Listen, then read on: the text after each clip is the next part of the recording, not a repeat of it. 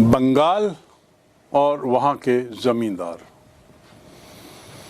अंग्रेज लोग जो आए थे मूलतः भारत एक व्यापारी के रूप में आए थे, यानी उनका आने का मूल उद्देश्य आर्थिक था, मुद्रा, धन।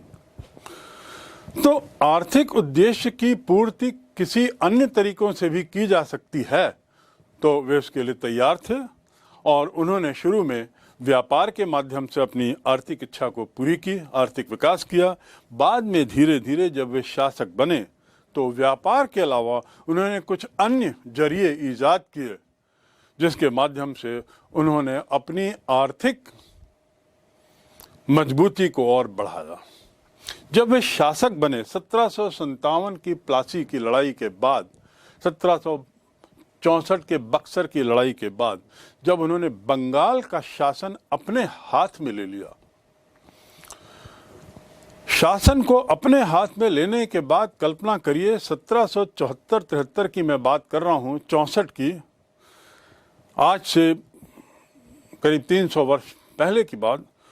उस समय इतनी दूर से अंग्रेज भारत जब आते हैं, उन्हें भाषा का ज्ञान नहीं, उन्हें भारतीय भौगोलिक व्यवस्था का कोई विशेष ज्ञान नहीं, स्थानीय व्यवस्था का, उन्हें भारतीय आर्थिक स्थिति का ज्ञान नहीं, यहाँ के जो करेंसी है उसके बारे में कोई विशेष जानकारी नहीं, लेकिन वो शासक बन बैठे हैं।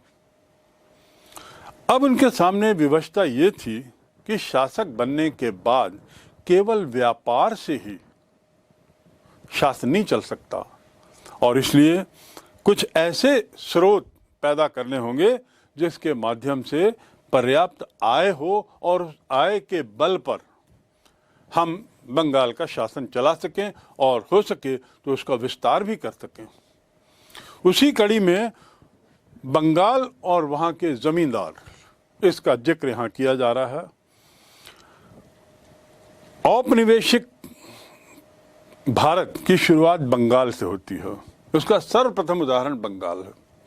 कारण भी स्पष्ट था, क्योंकि प्लासी की लड़ाई में सिराजुद्दौला को जब हराया, जिसका शासन बंगाल में था, तो पहले उनको बंगाल हाथ लगा और जब उनको बंगाल हाथ लगा तो उन्होंने पहले बंगाल में अपनी स्थिति मजबूत करने की सोची और उसकी शुरुआत वहीं से की। इसलिए सर्वप्रथम औपनिवेशिक राज्य भारत का बंगाल को कहा जा सकता है। यही वह प्रांत है जहां ग्रामीण समाज के विभिन्न तबकों को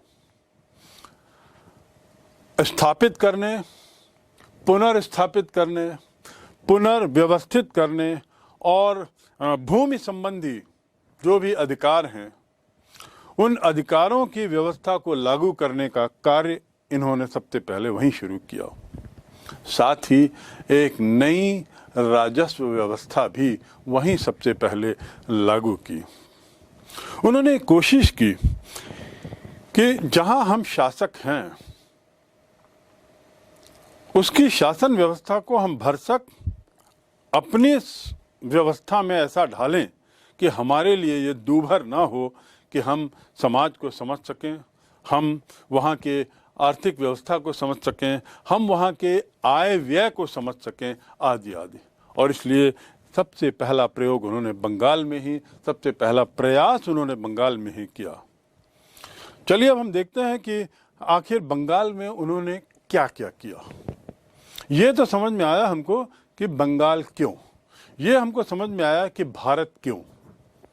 उसके बाद हमने समझने की कोशिश की कि बंगाल क्यों, क्योंकि बंगाल में उनका शासन, औपनिवेशिक शासन सबसे पहले स्थापित हुआ, इसलिए बंगाल। और परिवर्तन की जरूरत क्यों थी? क्योंकि वो पूरे विदेशी माहौल से, पूरे विदेशी थे, किसी भी तरह की भारतीय व्यवस्था से उनका ताल्लुकात नहीं था, उनकी समझ नहीं थी। तो दोनों व्यवस्थाओं के बीच में सामंजस्य बैठाने का प्रयास उन्होंने सबसे पहले बंगाल में किया और ये इसके लिए ज़रूरी भी था ताकि जो आय है, जो आर्थिक जो स्तंभ है जिसके बल पर उनका यहाँ रहना संभव हो सकता है, वह मूल रूप से ज़मीन से आएगी। तो जमीन की व्यवस्था कैसी हो, भू राजस्व की व्यवस्था कैसी हो, कर कैसे लिया जाए, कैसे ये सुनिश्चित किया जाए कि जो कर की दरें तय की गई हैं वे उचित हों, कैसे यह सुनिश्चित किया जाए कि हर किसान कर दे रहा है और निर्धारित कर दे रहा हो, उसकी क्या लिखा पढ़ी होगी, कैसी व्यवस्था होगी।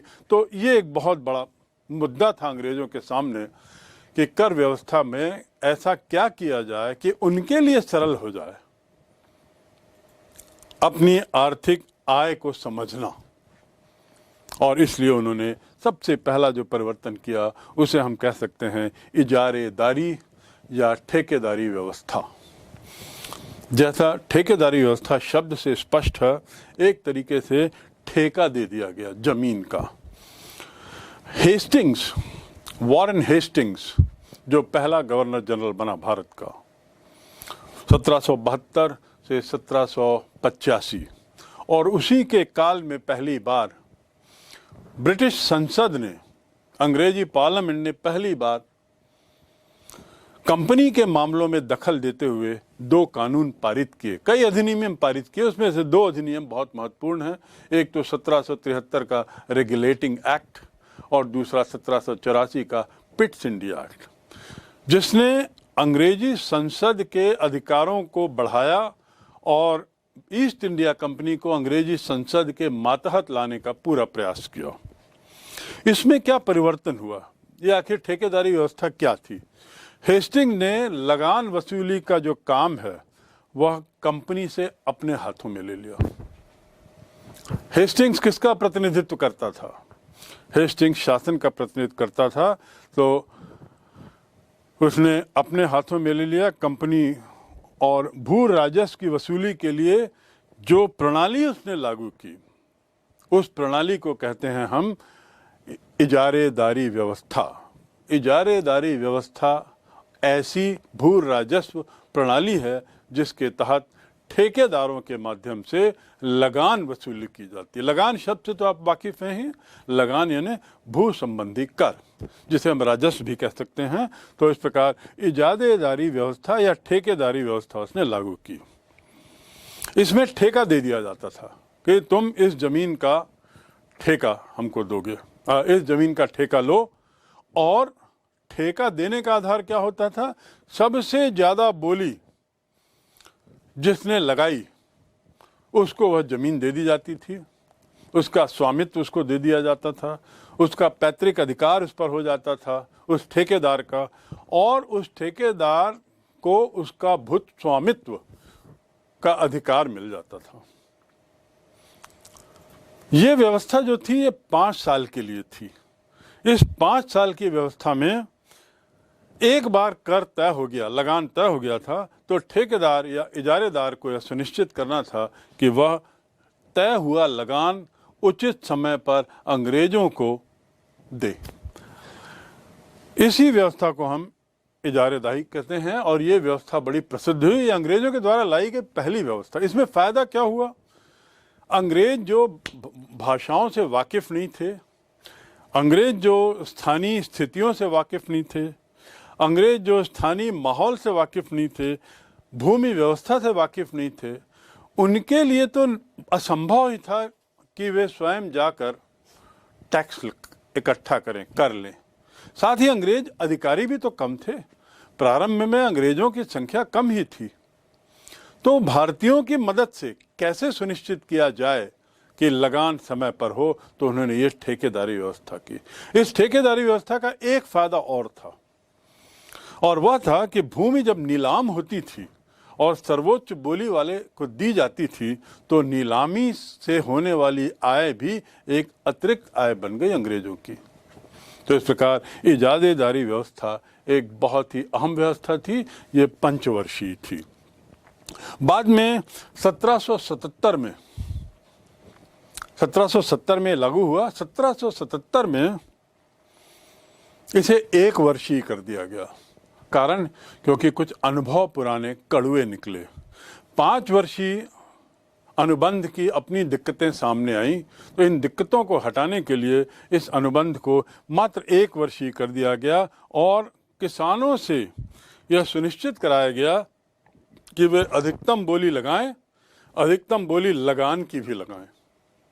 तो इस प्रकार इजारेदारी व्यवस्था भारत में पहली लगान व्यवस्था अंग्रेजों के द्वारा थी। बाद में इसमें थोड़ा सा सुधार किया। सन 1793 में लॉर्ड कॉर्नवालिस भारत आए, जो गवर्नर जनरल के रूप में आए। लॉर्ड कॉर्नवालिस जब भारत आया उस समय बहुत पैसा भारत में ईस्ट इंडिया कंपनी ने खर्च कर दिया था बहुत सारी लड़ाइयों में, चाहे वो मराठा की लड़ाइयाँ हों, चाहे वो टीपू सुल्तान के साथ फ्रेंच की लड़ाइयाँ हों, फ्रांस के साथ लड़ाइयाँ, बहुत सारी लड़ाइयाँ हुई और इन लड़ाइयों में अंग्रेज़ों ने बहुत पैसा खर्च कर दिया था और ईस्ट इंडिया कंपनी वो फिर से ब्रिटिश संसद से पैसा मांग रही थी अपना शासन चलाने के लिए, अपनी व्यवस्था बनाए रखने के लिए, जो अंग्रेजी पार्लियामेंट के लिए संभव नहीं था बारंबार रकम भेजना। उसका तो कहना था कि कंपनी यहाँ आई है व्यापार करने के लिए, पैसा कमाने के लिए, उल्टा पैसा ना कमा करके हमको ना दे करके वो हमसे ही अब लोन ले रही है, तो ज़रूरत है कुछ सुधार करने की आर्थिक व्यवस्था में। इसको मद्देनज़र लगान व्यवस्था में फिर कुछ सुधार हुआ और कॉर्नवालिस जो है वो इसी उद्देश्य से भारत आता है कि किस प्रकार यहाँ की कंपनी की आर्थिक स्थिति को सुधारा जाए। उसका काल जो है वो कंसोलिडेशन का काल कहलाता है, यानी उसने विस्तारवादी नीति को रोककर, कंपनी की विस्तारवादी नीति को रोककर पहले कोशिश की कि हम अपनी आर्थिक व्यवस्था को मजबूत करें और उसके तहत उसने एक स्थायी बंदोबस्त की व्यवस्था करवाई। स्थायी बंदोबस्त क्या है? जैसा मैंने बताया 1793 में कंपनी के द्वारा निर्धारित राशि, ये व्यवस्था 1793 में लागू हुई। कंपनी एक राशि निर्धारित कर देती थी जमींदार की सहमति से कि आपके पास इतना क्षेत्र है, भौगोलिक क्षेत्र आपके मातहत आता है जिसके आप जमींदार हो, इससे हमको वर्ष के अंत में इतना पैसा मिलना चाहिए कर के रूप में, राजस्व के रूप में। दोनों में जिस रकम पर सहमति हुई वह रकम निर्धारित कर ली जाती थी और जमींदार के लिए आवश्यक था कि निर्धारित तिथि की संध्या के पहले वह राशि जमा कर दी जाए। तो इसमें ये जो राशि जो होती थी इसमें पूर्व सहमति रहती थी, तारीख की भी और रकम की भी, और राशि को इकट्ठा करने का कार्य जमींदार के अधिकारी, जिसे अमल कहते थे, वे लोग करते थे। तो अमल लोगों का काम होता था गांव में जाना, रैयत और किसानों के पास जाकर वसूलना, वसूल करने के बाद उसको पूरा इकट्ठा करके उसको हिसाब के साथ ज़मींदार को देना और ज़मींदार उसमें से कुछ हिस्सा रख के, जैसा कि पूर्व में निर्धारित किया गया हो, बाकी शेष हिस्सा वह अंग्रेज़ों को दे दिया करता था। लेकिन दुर्भाग्य से यह व्यवस्था भी थोड़ी असफल रही, इसमें भी कई दिक्कतें आईं और आने वाले समय में इसमें कुछ कठिनाइयाँ हुई। क्योंकि यह व्यवस्था थोड़े लंबे समय के लिए थी, इसलिए इसे स्थायी बंदोबस्त कहा गया, ऐसी व्यवस्था जो स्थायी थी।